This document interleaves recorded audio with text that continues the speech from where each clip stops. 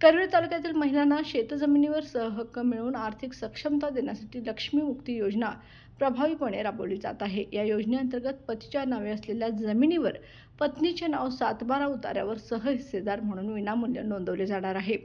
तहसीलदार स्वप्नील रावडे यांनी या उपक्रमाचा जास्तीत जास्त कुटुंबांनी लाभ घ्यावा असं आवाहन केले। नोंदणीसाठी कोणतेही शुल्क लागत नाही, तसेच संबंधित तलाठी कार्यालयात आवश्यक कागदपत्रांसह अर्ज सादर करावा लागतो। हा उपक्रम पालकमंत्री प्रकाश आंबेडकर आणि जिल्हाधिकारी अमोल येडगे यांच्या मार्गदर्शनाखाली 100 दिवसांच्या प्राधान्य कृती कार्यक्रमाचा भाग म्हणून राबवण्यात येत आहे।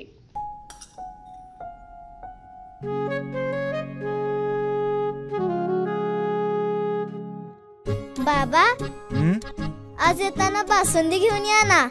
अगं, कालच आपण आईचा वाढदिवस होता म्हणून आणली होती ना। ऐकलं? गोकुळची बासुंदी पुन्हा खावीशी वाटतेय। खरं सांगू, मलाही खावीशी वाटतेय। पुन्हा पुन्हा खावीशी वाटणारी गोकुळ बासुंदी।